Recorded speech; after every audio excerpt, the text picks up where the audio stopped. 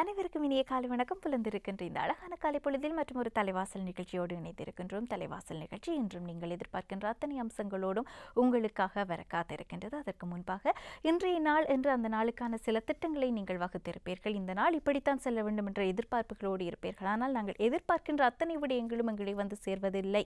ஆனாலும் எங்களுக்கு நடக்கின்ற விடயங்களை நேர்மறையான சிந்தனைகளோடு அணுகுவதும் அதன் மூலமாக எடுக்கக்கூடிய அந்த அனுபவ பாடங்களை எடுத்துக்கொள்வதும் என்பது நாளைய நாளை எங்களுக்கான வளமான நாளாக மாற்றி தரும். இந்த தகவலோடு இப்போது வாருங்கள் தலைவாசலின் ஒவ்வொரு அம்சங்களாக பார்க்கலாம்.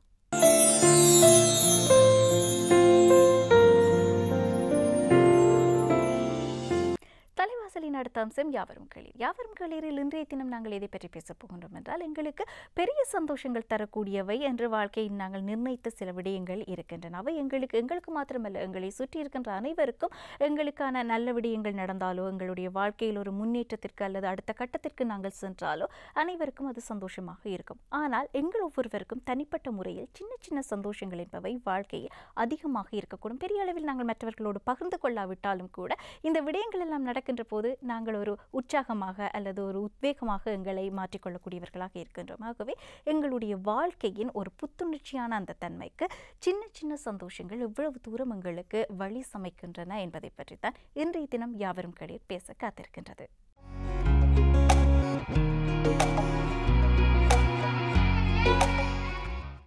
தலைவாசலின் யாவரும் கேளீரோடு இணைந்திருக்கின்றோம். யாவரும் கேளீரில் இன்றைய தினம் எதை பற்றி பேசப் போகின்றோம் என்று பார்த்தால், நான் முன்னமே கூறியது போன்று இந்த வாழ்க்கையின் சின்ன சின்ன சந்தோஷங்கள் எங்கு பொதிந்திருக்கின்றன. இந்த சின்ன சின்ன சந்தோஷங்கள் என்பவை எங்களுக்கான பெரிய அடைவு மட்டங்களை தராவிட்டாலும் கூட ஒரு நாளின் முடிவில் ஒரு சிறிய ஆத்ம திருப்தியை தரக்கூடியதாக, ஒரு நிம்மதியை தரக்கூடியதாக, அல்லது அடுத்த நாளுக்கான எங்களுடைய வாழ்க்கையை ஒரு உந்து சக்தியாக அமையக்கூடியதாக மாற்றக்கூடியது. ஆக மொத்தத்தில் எங்கள் சமூகத்தோடு சேர்ந்தவர்களாக நாங்கள் வாழ்கின்ற போது சின்ன சின்ன சந்தோஷங்கள் என்பவை முக்கியமாக எதில் இருக்கின்றது என்ற அந்த புரிதல் வேண்டும் எங்களுக்கு. நாங்கள் எந்த விடயத்தில் சந்தோஷத்தை எடுத்துக்கொள்கின்றோம், எந்த விடயத்தை அலட்சியமாக விடுகின்றோம் என்பது இங்கு முக்கியமானது.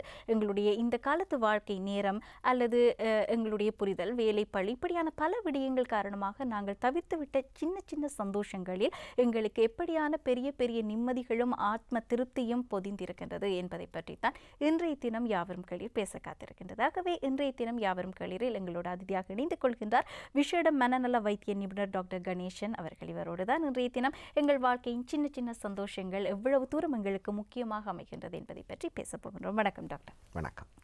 பொதுவாகவே இந்த சின்ன சின்ன சந்தோஷங்கள் என்று கூறியிருந்தேன். இந்த சின்ன சின்ன சந்தோஷங்கள் என்றால் என்ன, இவர்கள் எதை பற்றி பேசுகின்றார்கள் என்ற கேள்வி இப்போது எங்களுடைய பார்த்து கொண்டிருக்கக்கூடிய ரசிகர்களுக்கு இருக்கும். ஆக மொத்தத்தில் எங்கள் வாழ்க்கையில் நாங்கள் பெரிய விடயங்களுக்காக அதிக அளவில் சந்தோஷப்படுவோம். ஏதோ ஒன்றை பெரிதாக அடைந்து விட்டால் ஒரு பெரிய வெற்றி அல்லது ஒரு திருமணம், வைபவம், அடுத்த கட்டத்துக்கு எங்களுடைய வாழ்க்கையை கொண்டு செல்லக்கூடிய பெரிய விடயங்கள் என்றால் அது அனைவருக்கும் தெரிந்திருக்கும். இந்த விடயத்தில் சந்தோஷமாக இருக்கின்றார்கள். ஆனால் சின்ன சின்ன சந்தோஷங்கள் என்பவை ஒவ்வொருவருக்கும் மாறுபடக்கூடியது தனிப்பட்ட வாழ்க்கையில். ஆகவே ஆரம்பத்தில் நாங்கள் சின்ன சின்ன சந்தோஷங்கள் என்பவை என்ன, அது எங்களுடைய வாழ்க்கையில் எப்படி எங்களை அறியாமலேயே அது எங்களை மாற்றி அமைத்து விட்டு செல்கின்றது, இதை பற்றி பேசலாம் சார். ஆமாம், நீங்கள் கூறியது போல் இந்த சின்ன சின்ன சந்தோஷங்கள் என்ற விஷயம் மிக முக்கியமானது ஒன்று. உதாரணங்கள் என்று சொன்னால், ஒருவருக்கு ஒரு சிறிய ஒரு உதவியை செய்வது, ஒருவர் பாதையை கடக்க நிற்கும் பொழுது அவருக்கு கடக்க உதவி செய்வது, அல்லது கடையிலே வாங்கிவிட்டவர் வெளியால் வரும்பொழுது பாரமானவை இருந்தால் நான் தூக்கி தருகிறேன், அல்லது பஸ்ஸில் பயணம் செய்கிறோம், ஒருவர் 2-3 பொதிகளோடு வந்து விட்டார், அவர் இறங்கும்போது அந்த பொதிகளை தூக்கி கொடுப்பது, அல்லது ஒரு வயது போனவருக்கு நாங்கள் அவருக்கு முன்னால் நீங்கள் போங்கள் நான் பின்னால் வருகிறேன், அது ஒரு வங்கியாக இருக்கட்டும், ஒரு அலுவலகமாக இருக்கட்டும், நீங்கள் முன்னால் போங்கள் நான் பின்னால் வருகிறேன் என்று அவருக்கு உதவி செய்து கொடுப்பது, ஒரு உதவிக்காக ஒரு பேணியை கொடுப்பது போன்ற சின்ன சின்ன விஷயங்கள் எங்களுக்கு செலவும் ஏற்பட போவதில்லை. போனால் ஒரு 5 நிமிடம் அங்கு வீணாகலாம். ஆனால் நிச்சயமாக அந்த நாள் பொழுதிலே என்னை பற்றி நான் வைத்திருக்கின்ற அந்த எண்ணங்கள், நான் எப்படிப்பட்டவன் என்று நாங்கள் ஒவ்வொருத்தரும் ஒரு எண்ணத்தை வைத்திருக்கிறோம். அது நேரத்துக்கு நேரம் நாளுக்கு நாள் மாறிக்கொண்டிருக்கும். அதை கொஞ்சம் உயர்த்தி விடுவதற்கு, நான் ஒரு நல்லவன், நான் மற்றவர்களுக்கு உதவி செய்கின்றவன் என்கின்ற எண்ணம் வரும்பொழுது நிச்சயமாக எமது மனதிலே ஒரு சந்தோஷம் பொங்கும். அந்த சந்தோஷம் நாங்கள் எப்படி மற்றவர்களோடு நடந்து கொள்கிறோம், அந்த நாள் கடமைகளை செயற்பாடுகளை நாங்கள் எப்படி செய்கின்றோம் என்பதிலே நிச்சயமாக ஒரு தாக்கத்தை ஏற்படுத்தத்தான் போகிறோம். உண்மைதான். அந்த அடிப்படையில் இந்த சின்ன சின்ன சந்தோஷங்கள் இன்றைய காலகட்டத்தில் எங்கள் மத்தியில் குறைவடைந்திருக்கின்றது. உண்மையாகவே குறைவடைந்திருக்கின்றது என்று தான் சொல்ல வேண்டும். ஏனென்றால் பொதுவாக எங்களுடைய வாழ்க்கை என்பது நாங்கள் பெரிய சந்தோஷங்களுக்காக ஒரு இயந்திரமயமாக நிர்ணயித்து விட்டோம். அதை நோக்கி ஓட ஆரம்பித்து விட்டோம் அனைவரும். அதை ஒரு போட்டியாகவும் அல்லது ஒரு ஓட்டப்பந்தயம் போன்றும் நாங்கள் வடிவமைத்து விட்டோம். ஆகவே இன்றைய காலகட்டத்தில் இந்த சின்ன சின்ன சந்தோஷங்கள் குறைந்ததற்கான காரணங்கள் என்னென்ன, அதை பற்றி சொல்லுங்கள். நீங்கள் கூறியது ஒரு முக்கிய காரணம். அந்த பெரிய சந்தோஷங்களிலே எங்களது மையம் இருக்கிறது.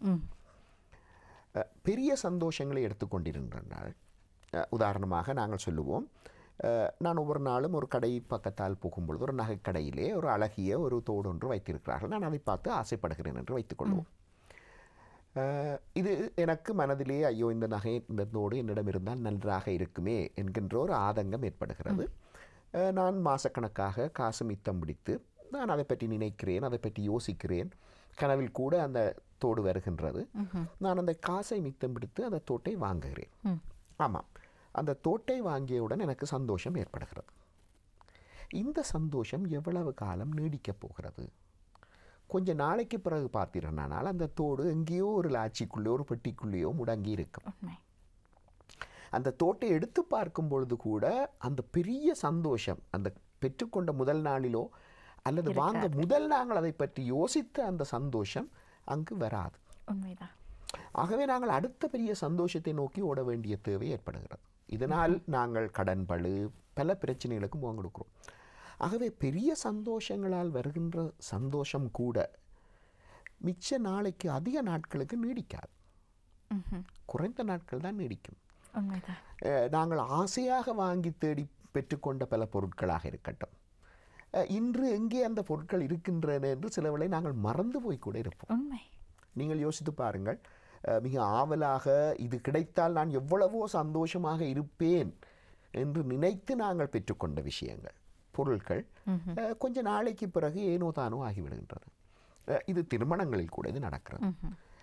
உதாரணமாக காதல் திருமணம் என்கின்ற பொழுது மிக விருப்பமாக எங்களது பாடல்களில் கூட இதை பற்றி அது சொர்க்கம் அதுதான் என்று இருப்பவர்கள் திருமணமாகி 6 மாதம் 1 வருடங்களிலேயே குடும்ப வன்முறை ஆரம்பித்து விடுகிறது. அந்த பொருளின் பெறுமதியை நாங்கள் குறைத்து விடுவோம். அந்த பெறுமதி குறைந்து விடுகிறது. ஆகவே இது நிச்சயமாக ஒரு பிரச்சனை. அதோடு நீங்கள் கூறியது போல அந்த பெரிய சந்தோஷங்கள் எவ்வளவு வரப்போகின்றன?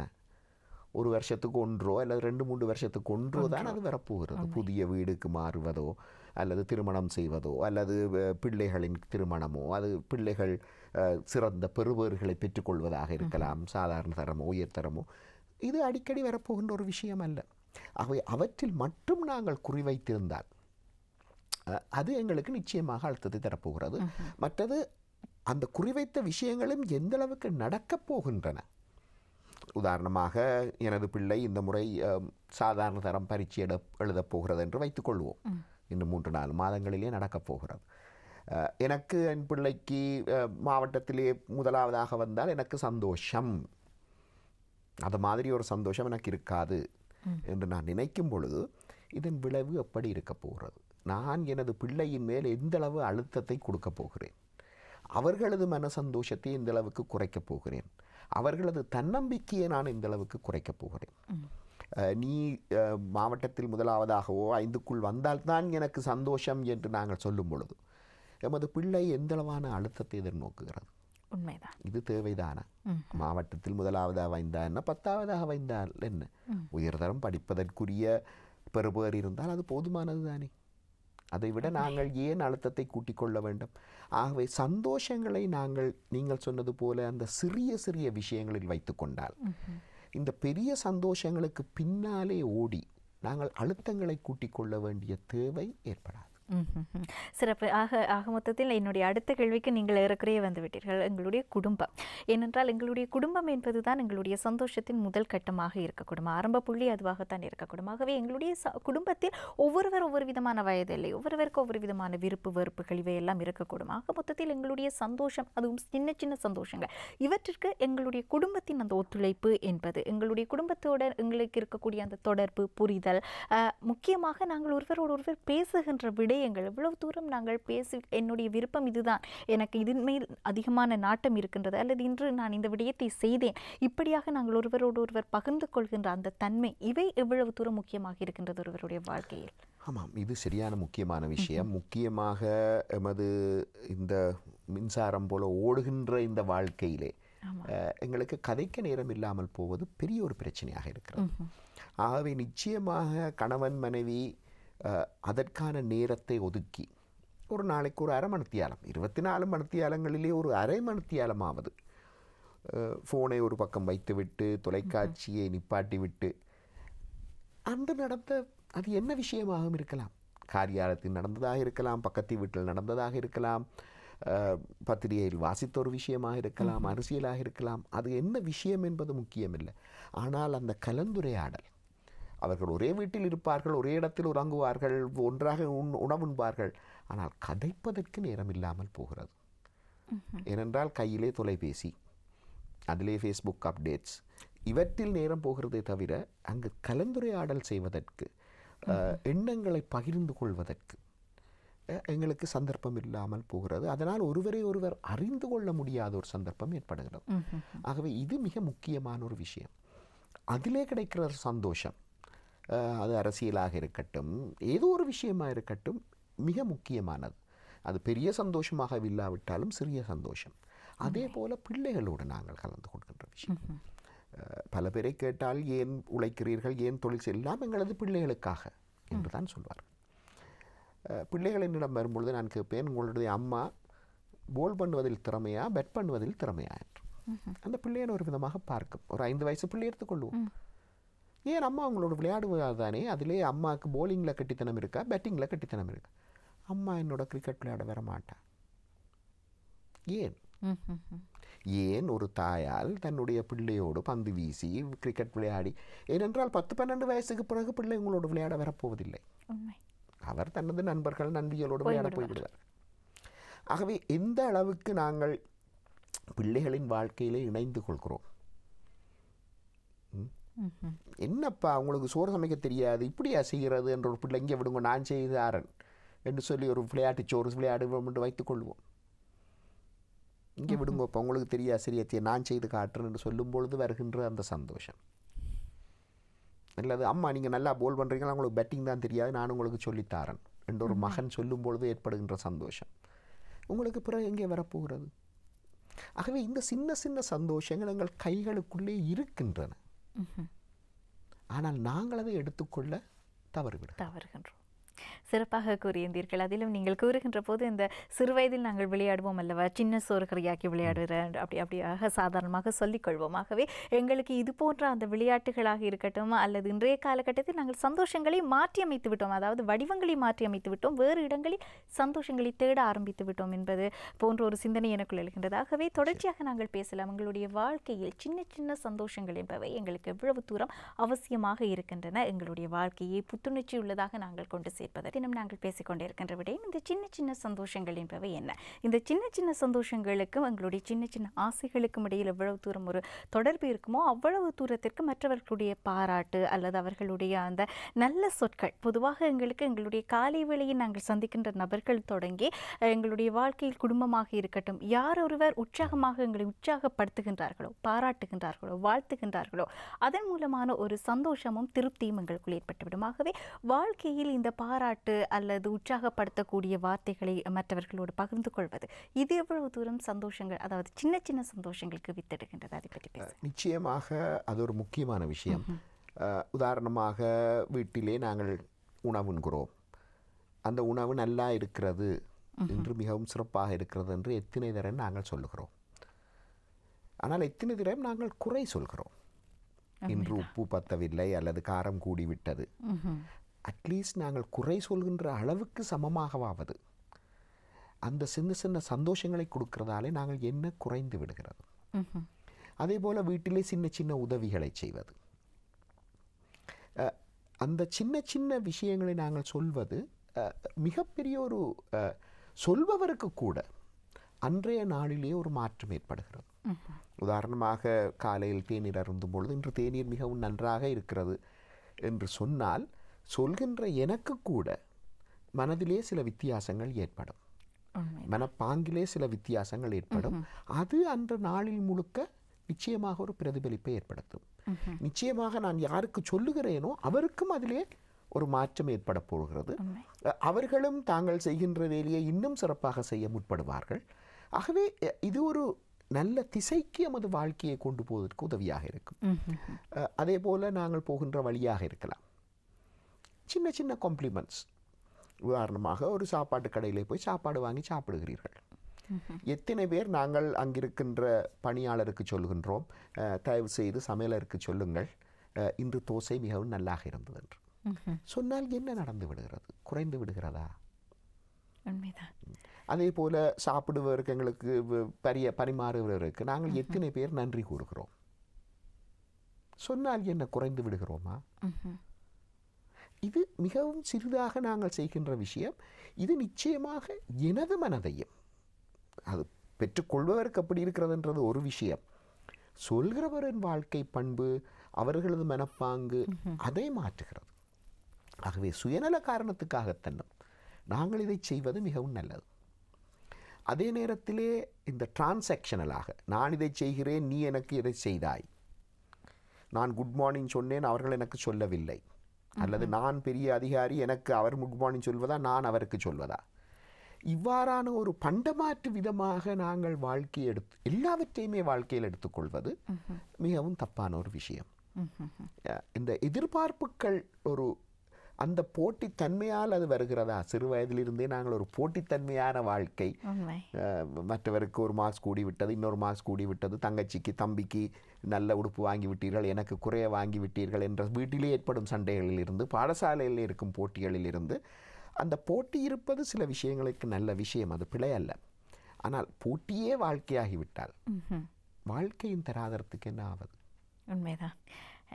அனைவரையும் சிந்திக்க வைக்கக்கூடிய ஒரு கேள்வி. அதேவேளை என்னிடம் இப்போது ஒரு கேள்வி இருக்கின்றது. பொதுவாக இந்த சின்ன சின்ன சந்தோஷங்கள் என்பவற்றுக்கு மிக முக்கியமான விடயம் ரசனை என்று கூட சொல்லலாம். ஒரு விடயத்தை நேர் சிந்தனையோடு பார்ப்பது அல்லது நேர் சிந்தனையோடு அணுகுவது, அந்த விடயத்தில் இருக்கக்கூடிய அழகை ரசிப்பது. அது ஒரு காலை வேளையில் வேலைக்கு கிளம்புகின்ற போது மழை பெய்தால் கூட எத்தனை பேர் அந்த மழையை ரசித்து கொண்டு வேலைக்கு கிளம்புகின்றோம். இது என்ன வேலை நேரத்தில் மழை, ஒரு இடைஞ்சலாகத்தான் பார்க்கின்றோம் அந்த இயற்கையை கூட. ஆக மொத்தத்தில் இந்த ரசனை அல்லது அந்த அந்யோன்யமான தன்மை என்பது எவ்வளவு தூரம் சின்ன சின்ன சந்தோஷங்களுக்கு வித்திடும், அதை பற்றி சொல்லுங்கள். ஆமாம், அது ஒரு அடுத்த விஷயம். எமது புலன்கள் எங்களுக்கு தொடர்ந்து பல விஷயங்களை தந்து கொண்டிருக்கின்றன. அது இசையாக இருக்கட்டும், காட்சியாக இருக்கட்டும், மனமாக இருக்கட்டும், அவற்றை நாங்கள் அனுபவிக்க தவறுவது மிகப்பெரிய ஒரு பிரச்சனை.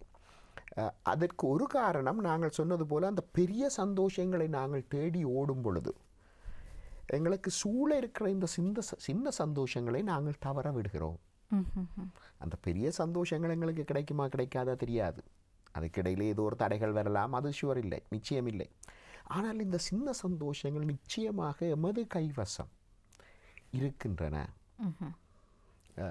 நான் பஸ்ஸில் ஏறப்போகிறேன், பஸ்ஸில் ஏறி உட்கார்ந்த தருணம் மழை பெய்ய துவங்கிவிட்டது, தப்பி விட்டேன், அது எவ்வளோ ஒரு சந்தோஷம்.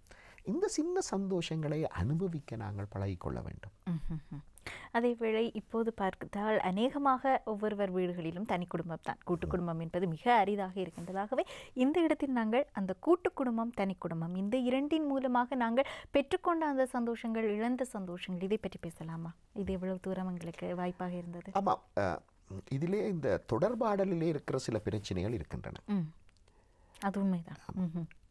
நாங்கள் கதைக்கும் பொழுது மற்றவர்களுடைய மனம் நிம்மதியடையும் விதமாக, சந்தோஷமடையும் விதமாக எத்தனை கருத்துக்களை சொல்கிறேன், மற்றவர்களுடைய மனம் புண்படும் விதமாக, பிழைகளை குத்தி காட்டும் விதமாக நான் எத்தனை கருத்துக்களை சொல்கிறேன். இது நாங்கள் ஒவ்வொருவரும் சீர்தூக்கி பார்க்க வேண்டிய ஒரு விஷயம். ஆகவே துரதிர்ஷ்டவசமாக எமது சமூகத்திலே சந்தோஷம் கொடுக்கும், ஒருவருடைய உள்ளத்தை ஆசுவாசப்படுத்தும் கருத்துக்களை சொல்வதை விட அவர்கள் மனம் நோக்கும் விதமாக கருத்துக்கள் சொல்வதுதான் அதிகரித்து விட்டது. நன்றாக கருத்துக்களை சொன்னால் அவர்களுக்கு தலைக்கணம் வந்துவிடும், மதிக்க மாட்டார்கள், அவர்களுடைய செயல்திறன் குறைந்துவிடும் போன்ற பல தவறான காரணங்களால் நாங்கள் இந்த பாசிட்டிவான சந்தோஷத்தை கொடுக்கக்கூடிய நேர் முறையான அந்த கருத்துக்களை சொல்வது. நான் சொன்னது போல, நீ என்ன புள்ளி எடுத்து விட்டாய், இன்று நீ காலையிலே வெள்ளம் எழும்பி விட்டாய் கெட்டிக்காரன், அப்படி நாங்கள் சொன்னாலும் இப்படி ஒவ்வொரு நாளும் எழும்பினா நல்லா இருக்கும் தானே என்று ஒரு எதிர்மறை கருத்தையும் அதோடு சேர்த்து விடுகிறோம். தேவையில்லை. இன்று சாப்பாடு நன்றாக இருந்தது என்று நாங்கள் சொல்லும் பொழுது, நேற்று முந்தின நாள் சாப்பாடு நல்லா இல்லை, ஆனால் இப்படி ஒவ்வொரு நாளும் சமைச்சால் நல்லது, ஏதோ ஒரு விதமான ஒரு குத்தல் கதை ஒன்றை, ஒரு எதிர்மறையான ஒரு கருத்தை நாங்கள் அங்கு கோர்த்து விடுகிறோம். அது தேவைதானா?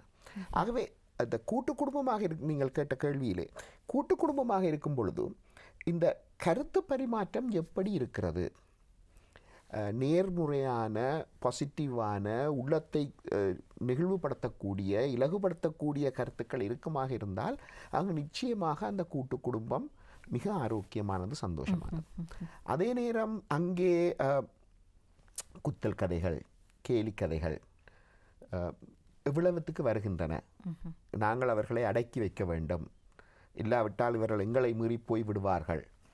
இவ்வாறான தவறான சிந்தனைகளாலே எதிர்மறையான கருத்துக்கள் வரும்பொழுது நிச்சயமாக அது ஒரு சந்தோஷமான ஒரு குடும்பமாக, அது கூட்டு குடும்பமோ தனி குடும்பமோ இருக்க முடியாத ஒரு நிலை ஏற்படுகிறது. இதேவேளை எங்களுக்கான அந்த சின்ன சின்ன சந்தோஷங்கள் எதில் இருக்கின்றது? நாங்கள் எந்த விடயத்தில் இலகுவாக ஆத்ம திருப்தி அடைந்து விடுகின்றோம், இலகுவாக எங்களை அறியாமல் நாங்கள் உற்சாகப்பட்டு விடுகின்றோம் என்பதை உணர்வது என்பது சிலருக்கு தெரியாத விடயமாக இருக்கின்றது. ஏனென்றால் அது அவர்களுக்கு சந்தோஷத்தை கொடுத்தால் கூட அவர்கள் அதை நின்று, ஆமாம் நான் இப்போது உற்சாகம் அடைந்து விட்டேன் இந்த விடயத்தின் பிற்பாடு, அதை உணர்ந்து கொள்வதே இல்லை. ஆக மொத்தத்தில் எங்களுடைய விருப்பு வெறுப்புகளுக்கு ஏற்ப எங்களுக்கு அந்த சின்ன சின்ன சந்தோஷங்களை என்னென்ன விடயங்கள் வழங்கி கொண்டிருக்கின்றன என்பதை இனம் காண்பது எப்படி? அதை பற்றி கூறுங்க. ஆமாம், நீங்கள் கூறியதுக்கு இன்னொரு காரணம் இருக்கிறது. இந்த சிந்தனை சந்தோஷங்கள் எங்களுக்கு சந்தோஷத்தை தராததுக்கு காரணம், நான் இவருக்கு ஒரு காம்ப்ளிமெண்ட் உண்டு, ஒரு நல்லா இருக்கிறது என்று சொல்லிவிட்டேன், அவர் எனக்கு திருப்பி சொல்லவில்லையே, நான் சொல்லும் பொழுதே எதிர்பார்த்து தான் சொல்கிறேன், அவரும் எனக்கு சொல்ல வேண்டும் என்று அந்த எதிர்பார்ப்போடு நாங்கள் செய்கின்ற பொழுது நிச்சயமாக அங்கு சந்தோஷம் குறைந்து விடுகிறது. நான் கணக்கு வைக்க ஆரம்பிக்கிறேன், நான் இது செய்திருக்கிறேன், திருப்பி அவர் எனக்கு எப்பொழுது செய்ய போகிறார் என்ற கணக்கை நாங்கள் பைக்க துவங்கும் பொழுதே நாங்கள் அந்த சந்தோஷத்தை அங்கு இழக்கிறோம். இது என்ன பெரிய விஷயமா நாங்கள் செய்தது? ஏன் இந்த சின்ன சின்ன விஷயம் எல்லாவற்றுக்கும் நாங்கள் கணக்கு வைக்க வேண்டும்? நீங்கள் பெருந்தொகை பணத்தையோ அல்லது பெரிய ஒரு உதவியோ யாருக்கோ செய்கிறீர்கள் என்றால் நிச்சயமாக அங்கு ஒரு டிரான்சாக்ஷன், ஒரு பரிமாற்றம் ஒன்று இடம்பெறத்தான் வேண்டும், நிச்சயமாக. ஆனால் சின்ன சின்ன விஷயங்கள் எல்லாவற்றுக்கும் நாங்கள் கணக்கு வைத்து ஆரம்பித்தால் அந்த சந்தோஷத்தை நாங்கள் இழக்கிறோம். அந்த எதிர்பார்ப்பு, நான் இவருக்கு இன்றைக்கு அவசரத்துக்கு ஒரு 50 ரூபா கேட்டால் கொடுத்து விட்டேன், எந்த எதிர்பார்ப்பும் இல்லாமல். நான் கேட்டால் இவர் தருவாரா, நான் கேட்டு இவர் தராவிட்டால் எனக்கு எப்படி இருக்கும்? இந்த எண்ணங்கள் எல்லாம் எங்களை மனதை குடைகின்றன. ஆகவே சின்ன உதவிகளை நாங்கள் செய்யும் பொழுது, சின்ன சந்தோஷங்களை நாங்கள் தேடி அந்த கடமைகளை செய்யும் பொழுது எதிர்பார்ப்பு இல்லாமல் செய்வது மிக முக்கியமான ஒரு விஷயம். அதை நாங்கள் ஞாபகத்தில் வைத்துக் கொள்ள வேண்டும். அதேவேளை எங்களுக்குள் இப்போது இருக்கக்கூடிய ஆசைகள், எங்களுக்கான சந்தோஷத்தை தரக்கூடிய விடயங்களை நாங்கள் செய்ய வேண்டுமானால் அநேகமாக எங்களுடைய வாழ்க்கை துணை என்று எடுத்துக்கொள்ளலாம், அல்லது குடும்பத்தில் இருக்கக்கூடியவர்கள், நண்பர்கள். இவ்வாறு பார்க்கின்ற போது அவர்களோடு நாங்கள் எவ்வளவு தூரம் அந்த விடயங்களை மனம் திறந்து பேசுகின்றோம், அல்லது நாங்கள் பேசுகின்றோம், சரி எங்களுடைய விருப்பங்களை சொல்கின்றோம், அவர்களுடைய விருப்பங்கள் அல்லது அவர்களுக்கு எந்த விடயத்தில் சந்தோஷம் ஏற்படும் என்பதை அவர்கள் கூறுகின்ற போது இவ்வளவு தூரம் நாங்கள் செவிமடுக்கின்றோம். இந்த இரண்டுமே அங்கு இருக்கின்றது. என்னுடைய விருப்பத்திற்கு அவர் தலை சாய்க்க வேண்டுமானால் அவருடைய விருப்பத்திற்கும் நான் தலை சாய்க்க வேண்டும் என்ற அந்த ஒரு புரிதல் அவசியமாக இருக்கின்றது. ஆகவே இதை நாங்கள் எப்படி முன்னெடுப்பது? இருவருக்கு இடையில் இருக்கக்கூடிய அந்த தொடர்பாடல், அதை நாங்கள் எப்படி வழிநடத்திக் கொள்வது? அதை பற்றி பேசுங்க. முக்கியமாக நாங்கள் ஏற்கனவே கதைத்த விடயம் அந்த இருந்து கதைப்பது. விருப்பங்கள், எமக்கு இருக்கக்கூடிய ஆசைகள், எமக்கு நடந்த சின்ன சின்ன இந்த விஷயங்களையும் நாங்கள் யாரோடு பகிர்ந்து கொள்ளலாம்? எமது வாழ்க்கை துணையோடு தான் பகிர்ந்து கொள்ள வேண்டும். அது மிக முக்கியமானது. அதற்கு நேரத்தை ஒதுக்குவது முக்கியமானது. அதே போல நீங்கள் கூறியது போல மற்றவருக்கு இருக்கின்ற அந்த சின்ன சின்ன ஆசைகள் நிறைவேறுவதற்கு நாங்கள் உதவி செய்ய வேண்டும். உதாரணமாக ஒருவருக்கு ஒரு சின்ன ஒரு உடை வாங்குவதிலே ஒரு ஆசை இருக்கலாம். இல்லை, அநியாய காசு, இது பிள்ளைகளுடைய படிப்புக்கு தேவைப்படும் என்று அவர் தள்ளி போடுகின்ற நேரத்திலே அவருடைய துணை அதை வாங்கி அதை பரிசளிக்கும் பொழுது இல்லை அது பரவாயில்லை நாங்கள் பார்த்து கொள்வோம் என்று பரிசளிக்கும் போது இருக்கின்ற அந்த சந்தோஷம், இவை நாங்கள் வாழ்க்கையிலே நாளாந்தம் சேர்த்து கொள்ளக்கூடிய விஷயங்கள். அது ஒரு உணவு பண்டமாக இருக்கலாம், ஒரு ஐஸ்கிரீமாக இருக்கலாம், பெரிய பெரிய விஷயங்களாக இருக்க தேவையில்லை. இல்லை எனக்கு வேண்டாம், இப்பொழுது காசு கஷ்டமாக இருக்கிறது, தவிர்த்து கொள்வோம் என்கின்ற பொழுது ரைட் பரவாயில்லை என்று போட்டு அவருக்கு தெரியாமல் வாங்கி கொண்டு கொடுப்பதோ, அந்த நேரத்திலே அவர் சில வேளையில் சரி ஐயோ உங்களுக்கு இருக்கிற பணப்பிரச்சனையிலே ஏன் இப்போ இதை வாங்கி கொண்டு வந்து நீங்கள் நான் வேண்டாம் என்று தானே விட்டேன் என்று சொல்லியிருந்தாலும் அது நிச்சயமாக அவரது மனதுக்கு ஒரு சந்தோஷத்தை கொடுக்கும். ஆகவே இவ்வாறான சின்ன சின்ன விஷயங்களை நாங்கள் வாழ்க்கையிலே சேர்த்து கொள்வது மிக மிக முக்கியம்.